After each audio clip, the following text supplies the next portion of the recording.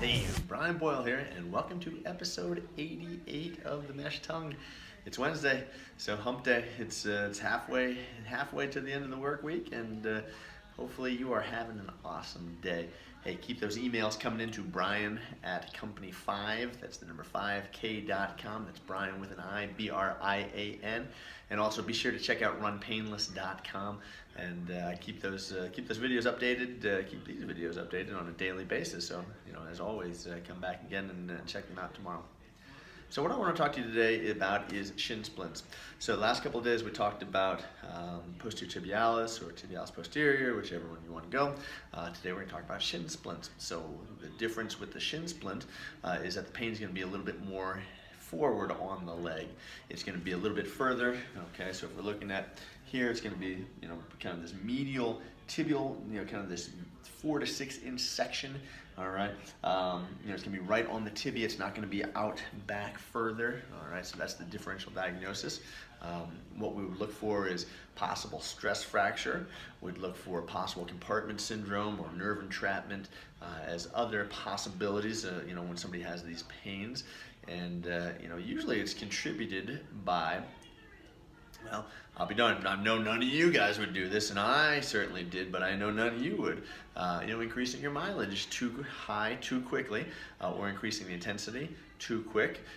So going from 10 miles a week to 25 or 30 miles a week. Somebody's running, and they say, well, I've got, a race coming up or whatever, so I'm going to increase my intensity, thinking more is better. Or I've got my mileage going to bump, more is better. Again, the fallacy that we all go through. And what ends up happening is that the periosteum, or the outer coating of the bone, gets irritated, all right, where the fascia connects into it.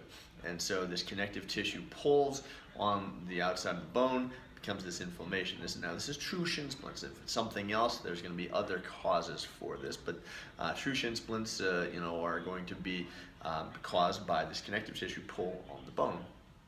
Well, what are some other things that could potentially have issues? Well, we talked about magnesium in the past. 60% of the magnesium is stored in the bone, all right?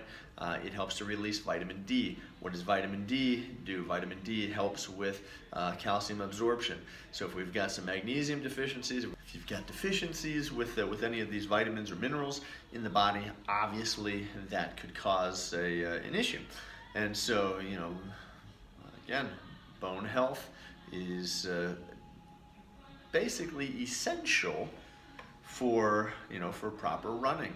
If you're not getting the nutrients that you need, if you're not getting proper nutrition, if you're not allowing proper rest for remolding and rebuilding, we always talk about rest days, and we say, well, people hate breaking a streak of running, and in reality, there are some people that can get away with it. Okay, I just saw the world record for the indoor marathon was just broken.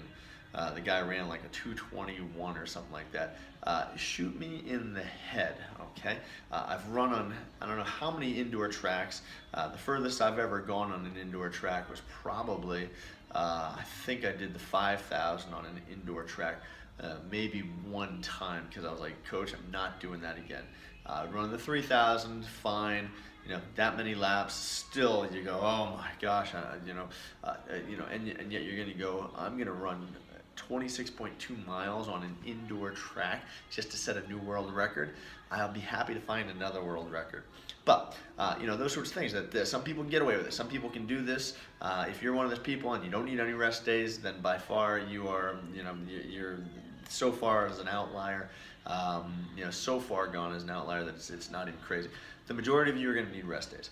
So making sure that you're getting the rest days. This comes down to bone remodeling. It allows the bone, it allows the connective tissue, it allows all of this stuff that would become inflamed or swollen to kind of remodel, rest, relax. Okay, you stress it again. Okay, relaxes, rests, remodels. Okay, you stress it again, and it's incrementally done versus trying to jump and ramp all the way up really quickly, really fast. That's typically where we see shin splints. Tomorrow what I'll do is I'll show you some exercises and some things that you can do at home. It seems like you do pretty well teaching you first, and then the next day we can show you some exercises on this. just remember that true shin splints are going to be in about a 4 to 6 inch area, typically on the inside. All right, they're not going to be the entire shin. If you're having some issues there, if you're having numbness, tingling in the feet, if you're having pain that's keeping you up at night, that's not shin splints. All right, those are some other things. It could be a nerve entrapment, could be maybe a vascular problem. So definitely get in to be seen for those. You can tell a difference kind of squeezing, all right, squeezing through the thigh, and then also kind of jamming and hitting. Okay, if you get pain with vibration on the heel, that may be more of a stress fracture kind of thing, or stress reaction, those sorts of things. I always encourage you to get checked out if you're concerned. Okay, by all means, these videos are great, but they don't take the place of having somebody actually take a look. Quite often as people come in and see me, and I'll say, well, I'll have to literally take a look, or at least do a teleconference with you.